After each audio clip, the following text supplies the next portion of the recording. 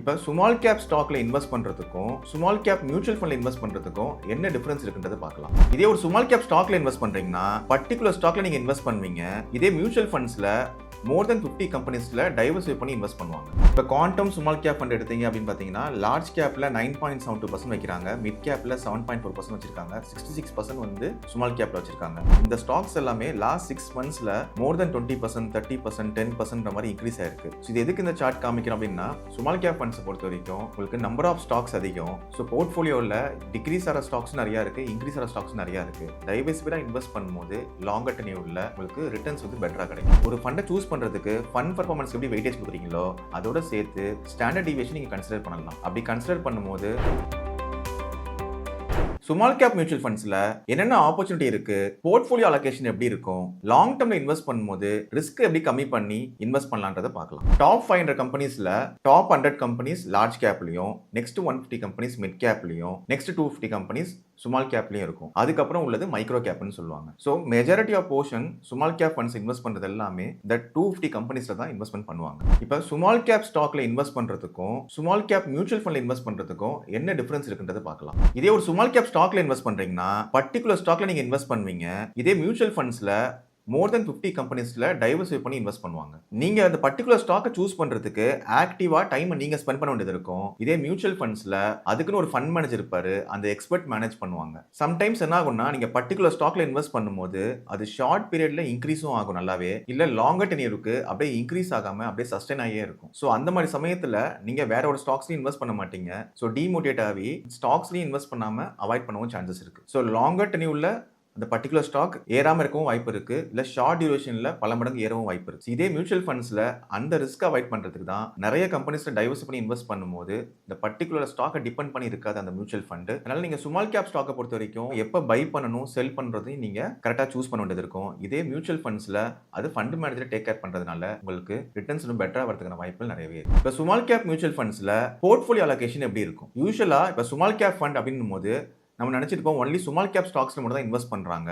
ஆக்சுவலா small cap ஸ்டாக்ஸ்ல மட்டும் invest பண்ணாம ஆப்பர்ச்சுனிட்டிக்கு ஏத்த மாதிரி லார்ஜ் கேப் அண்ட் மிட் கேப்லயும் டைவர்சிஃபை பண்ணி தான் இன்வெஸ்ட் பண்ணுவாங்க. ஜஸ்ட் ஒரு எக்ஸாம்பிள் பார்க்கலாம். இப்போ இருக்கிற கரண்ட் ஸ்மால் கேப் ஃபண்ட்ஸ்ல அலோகேஷன் எப்படி இருக்கு அப்படின்றது. இந்த அலோகேஷன் மாறிட்டே இருக்கும். எவ்ரி மந்த் ஆன் மந்த் நீங்க போர்ட்ஃபோலியோ வேணா நீங்க செக் பண்ணி பார்க்கலாம். அதுவும் வந்து அப்ராக்சிமேட் அலோகேஷன் தான் கொடுத்திருப்பாங்க. இப்போ குவாண்டம் ஸ்மால் கேப் ஃபண்ட் எடுத்தீங்க அப்படின்னு பாத்தீங்கன்னா லார்ஜ் கேப்ல 9.72% வைக்கிறாங்க, மிட் கேப்ல 7.4% வச்சிருக்காங்க, 66% வந்து ஸ்மால் கேப்ல வச்சிருக்காங்க. இதே ICICI pru small cap fund பார்த்தீங்கன்னா 6% லார்ஜ் கேப்லையும் 7% மிட் கேப்பும் ஸ்மால் கேப்ல 72% வச்சிருக்காங்க. இதே குவான் ஸ்மால் கேப் பார்த்தீங்கன்னா 24% லார்ஜ் கேப்லையும் மிட் கேப்ல எதுவும் வைக்கல, 67% ஸ்மால் கேப்ல வச்சிருக்காங்க. ஆக்சிஸ் ஸ்மால் கேப் 4% லார்ஜ் கேப்ல, 20% மிட் கேப்ல, 61% வந்து பார்த்தீங்கன்னா ஸ்மால் கேப்ல வச்சிருக்காங்க. ஸோ இது மாதிரி எல்லாருமே large cap, mid cap, small cap மூணுத்துலயுமே கலந்து தான் வைக்கிறாங்க. எக்ஸ்போஷர் வைஸ் பார்க்கும்போது ஸ்மால் கேப் வந்து அதிகமாகவே இருக்கு, மிட் அண்ட் லார்ஜ்ல வந்து கம்மியா இருக்கும். ஸோ ஆப்பர்ச்சுனிட்டிக்கு ஏற்ற மாதிரி லார்ஜ் அண்ட் மிட்லையும் அவங்க அலோகேட் பண்ணிப்பாங்க. இதுல இன்னொரு விஷயம் பார்க்கலாம். நம்பர் ஆஃப் ஸ்டாக்ஸ், அதாவது ஒவ்வொரு ஸ்மால் கேப் ஃபண்ட்லையும் பார்த்தீங்கன்னா குவாண்டம் ஸ்மால் கேப் 54 ஸ்டாக்ஸ்ல வச்சிருக்காங்க, ஐசிசி ப்ரூ ஸ்மால் கேப் 112 ஸ்டாக்ஸ்ல வச்சிருக்காங்க, ஆக்சிஸ் ஸ்மால் கேப் 128 ஸ்டாக்ஸ்ல வச்சிருக்காங்க, குவான் ஸ்மால் கேப் 90 ஸ்டாக்ஸ்ல வச்சிருக்காங்க. இதே பந்தன் ஸ்மால் கேப் ஃபண்ட் 188 ஸ்டாக்ஸ்ல வச்சிருக்காங்க, நிப்பான் ஸ்மால் கேப் ஃபண்ட் 236 ஸ்டாக்ஸ்ல வச்சிருக்காங்க. ஸோ டைவர்சிஃபிகேஷன் அதிகமாகவே இருக்கு. Any small cap fund minimum 50 ஸ்டாக்ஸ்லயாவது டைவர்சிஃபை பண்ணி தான் வச்சிருக்காங்க. ஸோ போர்ட்ஃபோலியோ அலோகேஷன் பொறுத்த வரைக்கும் டைவர்சிஃபிகேஷன் இருக்கும். நம்பர் ஆஃப் ஸ்டாக்ஸ்ல அதிகமாக இன்வெஸ்ட் பண்றதுனால தேவைப்படும் போது லார்ஜ் கேப், மிட் கேப்ல இன்வெஸ்ட் பண்றாங்க. அதனால நீங்க ஸ்மால் கேப் ஃபண்டை கன்சிடர் பண்ணி லாங் டர்ம்க்கு இன்வெஸ்ட் பண்ணலாம். ஸோ இந்த சார்ட்டை பொறுத்த வரைக்கும் எந்த ஒரு பர்టిక్యులர் ஃபண்டை வந்து சூஸ் பண்றதுக்காக ரெக்கமெண்டேஷன் கிடையாது. ஒன்லி திங் நீங்க அண்டர்ஸ்டாண்டிங் பர்பஸ்க்காக இதை காமிச்சிருக்கோம். இப்போ மார்க்கெட் கரெக்ஷன் ஆயிருக்கு, ஸ்மால் கேப் ஃபண்ட்ஸ்ல ஹோல்ட் பண்ணலாமா? நிஃப்டியோட ஸ்மால் கேப் இண்டெக்ஸ் எடுத்தீங்கன்னா மோர் தென் 25% கரெக்ஷன் ஆயிருக்கு. இதே மியூச்சுவல் ஃபண்ட்ஸ்ல ஸ்மால் கேப் ஃபண்ட்ஸோட ஆவரேஜ் பெர்ஃபார்மன்ஸ் லாஸ்ட் 6 மந்த்ஸ்ல பார்த்தீங்கன்னா -20% கரெக்ஷன் ஆயிருக்கு. ஸோ நிறைய ஸ்டாக்ஸ் இன்க்ரீஸும் ஆயிருக்கு, டிக்ரீஸும் ஆயிருக்கு, மோர் தென் 30% கரெக்ஷன் ஆயிருக்கு. அதில் பாசிட்டிவான ஸ்டாக்ஸும் நிறைய இருக்கு. ஸோ அதில் என்ன ஆப்பர்ச்சுனிட்டின்றதை பார்க்கலாம். என்னென்ன கம்பெனிஸ் நோட்டபிள் எக்ஸ்போஷர் வந்து வச்சிருக்காங்க இந்த பர்టిక్యులர் ஸ்டாக்ஸ்ன்னு பார்க்க முடியுது. இந்த ஸ்டாக்ஸ் எல்லாமே லாஸ்ட் 6 மந்த்ஸ்ல மோர் தென் 20%, 30%, 10% மாதிரி இன்க்ரீஸ் ஆயிருக்கு. ஸோ இது எதுக்கு இந்த சார்ட் காமிக்கிறோம் அப்படின்னா ஸ்மால் கேப் ஃபண்ட்ஸ் பொறுத்த வரைக்கும் உங்களுக்கு நம்பர் ஆஃப் ஸ்டாக்ஸ் அதிகம். ஸோ போர்ட்ஃபோலியோவில் டிக்ரீஸ் ஆகிற ஸ்டாக்ஸ் நிறைய இருக்கு, இன்க்ரீஸ் ஆகிற ஸ்டாக்ஸ் நிறைய இருக்கு. டைவர்சிஃபைடா இன்வெஸ்ட் பண்ணும்போது லாங்கர் டென்யூர்ல உங்களுக்கு ரிட்டர்ன்ஸ் வந்து பெட்டரா கிடைக்கும். சின்ன எக்ஸாம்பிளுக்கு இப்போ வந்து பாத்தீங்கன்னா உங்களுக்கு எஸ்பிஐ ஸ்மால் கேப் எடுத்தீங்கன்னா நவீன் ஃப்ளோரைட் இன்டர்நேஷனல் சொல்லிட்டு 21% க்ரோ ஆயிருக்கு இந்த லாஸ்ட் 6 மந்த்ல. இதே PG Electroplast Nippon India small cap வச்சிருக்காங்க, 0.5% அப்ராக்சிமேட் எக்ஸ்போஷர் வச்சிருக்காங்க, 33% ரிட்டர்ன்ஸ் கொடுத்திருக்கு. ரெட்டிங்டன் 32% 2% ரிட்டர்ன்ஸ் கொடுத்துருக்கு. டாடா ஸ்மால் கேப் ஹோல்ட் பண்ணியிருக்காங்க. இதே மோதிலால் ஆஸ்வால் ஸ்மால் கேப் வந்து பார்த்தீங்கன்னா ஸ்கை கோல்ட் அண்ட் டைமண்ட்ஸ்னு ஹோல்ட் பண்ணியிருக்காங்க. 43% க்ரோ ஆயிருக்கு. இதெல்லாம் வந்து பார்த்தீங்கன்னா பர்டிகுலர் ஸ்டாக்ஸ்ல அவங்க டைவர்சிஃபைடா இன்வெஸ்ட் பண்றாங்க. எவ்வளோ ஸ்டாக்ஸ் கரெக்ஷன் ஆயிருந்தாலும் சில ஸ்டாக்ஸ் அந்த டைம்ல க்ரோ ஆகும். அந்த மாதிரி ஸ்டாக்ஸ்லயும் அவங்க ஹோல்ட் பண்ணுவாங்க. இது வந்து மாறிக்கிட்டே இருக்கும். இந்த ஸ்டாக்ஸ் வந்து நாளைக்கு இறங்காது ஏறுன்றது கிடையாது. பர்டிகுலர் ஸ்டாக்ஸ்ல மட்டும் மொத்தமா இன்வெஸ்ட் பண்ணாம டைவர்சிஃபை பண்ணிடுறாங்க. அதனால ரிட்டர்ன்ஸ் பெட்டரா இருக்கு.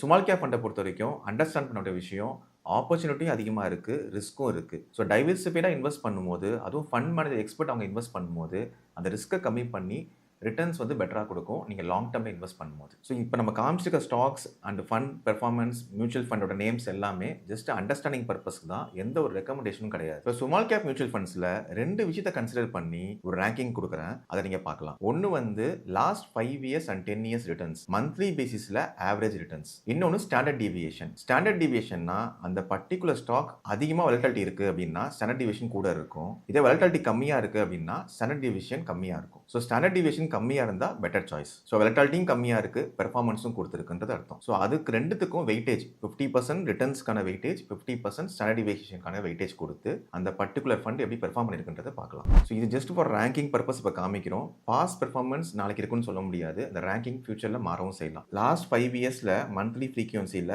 கன்சிஸ்டன்ட் பெர்ஃபார்மரா நீங்க பார்க்கும்போது Quant small cap fund 3.50% average returns கொடுத்துருக்கு. இதே ஸ்டாண்டர்ட் டீவியேஷன் பார்த்தீங்கன்னா 7.43% கொடுத்துருக்கு. இதே Bank of India small cap fund பார்த்தீங்கன்னா 2.68% ஆவரேஜ் ரிட்டர்ன் கொடுத்துருக்கு. ஸ்டாண்டர்ட் டீவியேஷன் 5.92% இருக்கு. இதே Tata small cap 2.60% average return கொடுத்துருக்கு. ஸ்டாண்டர்ட் டீவியேஷன் 5.85% கொடுத்துருக்கு. இது மூணுமே டாப் 3ல கொடுத்துருக்காங்க. ஸோ இதே வந்து பார்த்தீங்கன்னா 10 இயர்ஸ் கன்ஸ்டன்ட் பெர்ஃபார்மன்ஸ்ல பார்த்தீங்கன்னா இதே சேம் மந்த்லி ஃப்ரீக்வன்சியில் Axis small cap fund average return 1.59% per month average return கொடுத்துருக்கு.